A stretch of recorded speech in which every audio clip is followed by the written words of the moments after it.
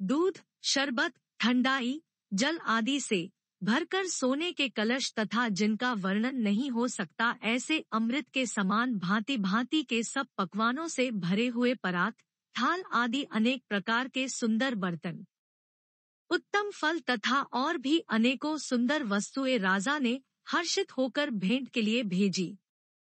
गहने, कपड़े, नाना प्रकार की मूल्यवान मणियां, रत्न, पक्षी, पशु, घोड़े, हाथी और बहुत तरह की सवारियां तथा बहुत प्रकार के सुगंधित एवं सुहावने मंगल द्रव्य और शगुन के पदार्थ राजा ने भेजे। दही, चिवड़ा और अगणित उपहार की चीजें कांवरों में भर भर कर कहार चले। अगवानी करने वालों को जब बारात दिखाई दी तब उनके हृदय में आनंद छा गया और शरीर रोमांच से भर गया। अगवानों को सद्धज के साथ देखकर बारातियों ने प्रसन्न होकर नगाड़े बजाए। बाराती तथा अगवानों में से कुछ लोग परस्पर मिलने के लिए हर्ष के मारे बाग छोड़कर सरपट दौड़ चले और ऐसे मिले मानो आनंद के दो समुद्र मर्यादा छोड़कर मिलते हों। देव सुंदरियां फूल बरसाकर गीत गा रही है और देवता आनंदित होकर नगाड़े बजा रहे हैं। अगवानी में आए हुए उन लोगों ने सब चीजें दशरथ जी के आगे रख दी और अत्यंत प्रेम से विनती की। राजा दशरथ जी ने प्रेम सहित सब वस्तुएं ले ली, फिर उनकी बख्शीशें होने लगी और वे याचकों को दे दी गई। तदंतर पूजा, आदर सत्कार और बड़ाई करके अगवान लोग उनको जनवासे की ओर लिवा ले चले। विलक्षण वस्त्रों के पावड़े पड़ रहे हैं, जिन्हें देखकर कुबेर भी अपने धन का अभिमान छोड़ देते हैं। बड़ा सुंदर जनवासा दिया गया, जहां सबको सब प्रकार का सुभीता था। सीताजी ने बारात जनकपुर में आई जानकर अपनी कुछ महिमा प्रकट करके दिखलाई। हृदय में स्मरण कर सब सिद्धियों को बुलाया और उन्हें राजा दशरथ जी की मेहमानी करने के लिए भेजा। सीताजी की आज्ञा सुनकर सब सिद्धियां जहां जनवासा था, वहां सारी संपदा, सुख और इंद्रपुरी के भोगविलास को लिए हुए गई। बारातियों ने अपने अपने ठहरने के स्थान देखे तो वहां देवताओं के सब सुखों को सब प्रकार से सुलभ पाया। इस ऐश्वर्य का कुछ भी भेद कोई जान न सका। सब जनक जी की बड़ाई कर रहे हैं। श्री रघुनाथ जी यह सब सीता जी की महिमा जानकर और उनका प्रेम पहचानकर हृदय में हर्षित हुए। पिता दशरथ जी के आने का समाचार सुनकर दोनों भाइयों के हृदय में महान आनंद समाता न था। संकोचवश वे गुरु विश्वामित्र जी से कह नहीं सकते थे, परंतु मन में पिताजी के दर्शनों की लालसा थी। विश्वामित्र जी ने उनकी बड़ी नम्रता देखी तो उनके हृदय में बहुत संतोष उत्पन्न हुआ। प्रसन्न होकर उन्होंने दोनों भाइयों को हृदय से लगा लिया। उनका शरीर पुलकित हो गया और नेत्रों में प्रेमाश्रुओं का जल भर आया।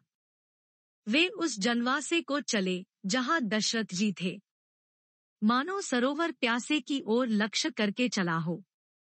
जब राजा दशरथ जी ने पुत्रों सहित मुनि को आते देखा, तब वे हर्षित होकर उठे और सुख के समुद्र में थासी लेते हुए चले। पृथ्वीपति दशरथ जी ने मुनि की चरण धूलि को बारंबार सिर पर चढ़ाकर उनको दंडवत प्रणाम किया। विश्वामित्र जी ने राजा को उठाकर हृदय से लगा लिया और आशीर्वाद देकर कुशल पूछी। फिर दोनों भाइयों को दंडवत प्रणाम करते देखकर राजा के हृदय में सुख समाया नहीं। पुत्रों को उठाकर हृदय से लगाकर उन्होंने अपने वियोगजनित दुहसा दोह को मिटाया, मानो मृतक शरीर को प्राण मिल गए हों। फिर उन्होंने वशिष्ठ जी के चरणों में सिर नवाया। मुनि श्रेष्ठ ने प्रेम के आनंद में उन्हें हृदय से लगा लिया। दोनों भाइयों ने सब ब्राह्मणों की वंदना की और मनभाए आशीर्वाद पाए। भरत जी ने छोटे भाई शत्रुघ्न सहित श्री रामचंद्र जी को प्रणाम किया। श्री राम जी ने उन्हें उठाकर हृदय से लगा लिया। लक्ष्मण जी दोनों भाइयों को देखकर हर्षित हुए और प्रेम से परिपूर्ण हुए शरीर से उनसे मिले। तदंतर परम कृपालु और विनी श्री रामचंद्र जी अयोध्यावासियों, कुटुंबियों, जाति के लोगों, याचकों, मंत्रियों और मित्रों सभी से यथा योग्य मिले। श्री रामचंद्र जी को देखकर बारात शीतल हुई।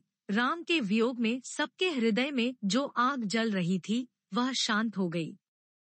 प्रीति की रीति का बखान नहीं हो सकता।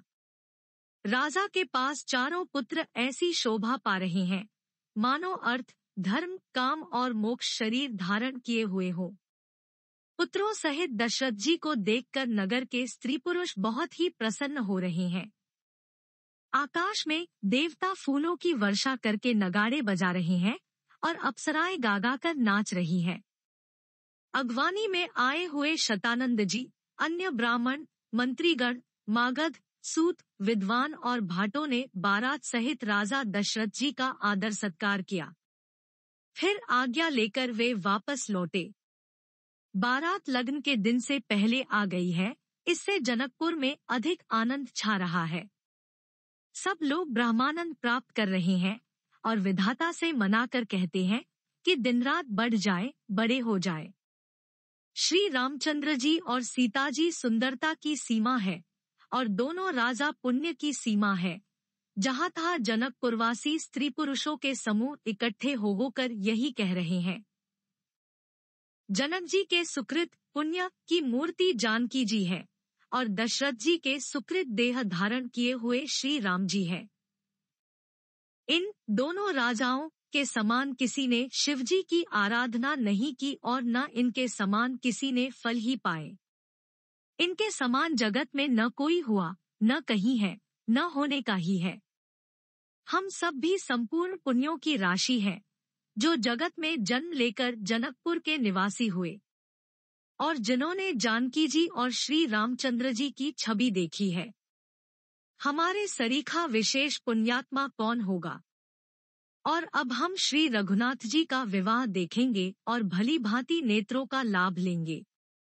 कोयल के समान मधुर बोलने वाली स्त्रियां आपस में कहती है कि हे सुंदर नेत्रों वाली, इस विवाह में बड़ा लाभ है। बड़े भाग्य से विधाता ने सब बात बना दी है। ये दोनों भाई हमारे नेत्रों के अतिथि हुआ करेंगे। जनक जी स्नेहवश बार बार सीता जी को बुलावेंगे और करोड़ों कामदेवों के समान सुंदर दोनों भाई सीता जी को लेने, विदा कराने आया करेंगे। तब उनकी अनेकों प्रकार से पहुनाई होगी। सखी, ऐसी ससुराल किसे प्यारी न होगी। तब हम सब नगर निवासी श्री राम लक्ष्मण को देख देख कर सुखी होंगे। हे सखी, जैसा श्री राम लक्ष्मण का जोड़ा है, वैसे ही दो कुमार राजा के साथ और भी हैं। वे भी एक श्याम और दूसरे गौर वर्ण के हैं। उनके भी सब अंग बहुत सुंदर हैं। जो लोग उन्हें देख आए हैं, वे सब यही कहते हैं। एक ने कहा, मैंने आज ही उन्हें देखा है, इतने सुंदर हैं, मानो ब्रह्मा जी ने उन्हें अपने हाथों संवारा है। भरत तो श्री रामचंद्र जी की ही शक्ल सूरत के हैं। स्त्री पुरुष उन्हें सहसा पहचान नहीं सकते। लक्ष्मण और शत्रुघ्न दोनों का एक रूप है। दोनों के नख से शिखा तक सभी अंग अनुपम हैं। मन को बड़े अच्छे लगते हैं, पर मुख से उनका वर्णन नहीं हो सकता। उनकी उपमा के योग्य तीनों लोकों में कोई नहीं है। दास तुलसी कहता है, कवि और कोविद विद्वान कहते हैं, इनकी उपमा कहीं कोई नहीं है। बल, विनय, विद्या, शील और शोभा के समुद्र इनके समान ये ही है। जनकपुर की सब स्त्रियां आंचल फैलाकर विधाता को यह वचन विनती सुनाती है कि चारों भाइयों का विवाह इसी नगर में हो और हम सब सुंदर मंगल गावे। नेत्रों में प्रेमाश्रुओं का जल भरकर पुलकित शरीर से स्त्रियां आपस में कह रही हैं कि हे सखी, दोनों राजा पुण्य के समुद्र हैं, त्रिपुरारी शिवजी सब मनोरथ पूर्ण करेंगे। इस प्रकार सब मनोरथ कर रही है और हृदय को उमंग कर उत्साहपूर्वक आनंद से भर रही है। सीताजी के स्वयंवर में जो राजा आए थे, उन्होंने भी चारों भाइयों को देखकर सुख पाया। श्री रामचंद्र जी का निर्मल और महान यश कहते हुए राजा लोग अपने अपने घर गए। इस प्रकार कुछ दिन बीत गए। जनकपुर निवासी और बाराती सभी बड़े आनंदित हैं। मंगलों का मूल लग्न का दिन आ गया। हेमंत ऋतु और सुहावना अगहन का महीना था। ग्रह, तिथि, नक्षत्र, योग और वार श्रेष्ठ थे। लग्न मुहूर्त शोध कर ब्रह्मा जी ने उस पर विचार किया और उस लग्न पत्रिका को नारद जी के हाथ जनक जी के यहाँ भेज दिया। जनक जी के ज्योतिषियों ने भी वही गणना कर रखी थी। जब सब लोगों ने यह बात सुनी तब वे कहने लगे, यहाँ के ज्योतिषी भी ब्रह्मा ही है।